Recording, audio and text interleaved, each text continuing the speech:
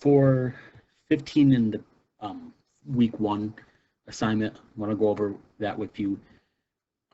That's asking you to find the inverse. So 15 is asking you to find the inverse of this function, f of x equals 16 plus 7x divided by 4.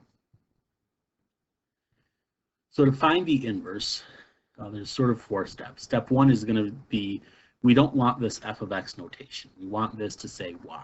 So all we're going to do is we're going to just replace f of x with y. So let's get you 16 plus 7x over 4. And this is just nice notation to work with and working with the f of x notation there. So that's why we change it to y. The next thing we're going to do is you're going to switch the x's and the y's. So your y's are going to become x's, and the x's become y's. So x equals 16 plus, what do the x's become again? They become y, all divided by 4. So the next thing we're going to do is we're going to solve this equation that we came up with, x equals 16 plus 7y divided by 4. We're going to solve this equation for y. So that means we need to get y all by itself. But notice there's a whole bunch of stuff here with the y. So the first thing we're going to get rid of is this division by 4. I can't do anything until I get rid of the division by 4. So first, to undo division, so the inverse operation of division is multiplication. So I'm going to multiply both sides by 4. But remember, whatever you do to one side of an equation, you have to do to the other. So that division by 4 will cancel with the multiplication by 4 that we just did. So that was the point of multiplying by 4, is that now these cancel out.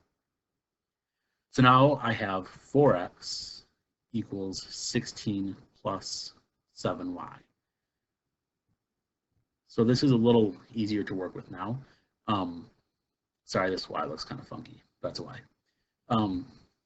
So next, you're going to subtract 16. And notice these are not like terms. This is a 4x and this is a 16 without an x. So we're not going to be able to combine them. So we're just going to leave it as 4x minus 16. And that's okay, you can do that. This equals 7y. Notice now I have multiplication between 7 and y. So you can divide both sides by 7. And so after you do that, we'll just make this look a little cleaner. This will be 4x minus 16 over 7 equals y. And they do ask you to put it in f inverse notation. So all that means is at the very end here, we're going to rewrite 4x minus 16 over 7. Instead of writing y, we were given f of x in the beginning. So to say this is the inverse, we say f inverse x like that. So hopefully this will help you with number 16.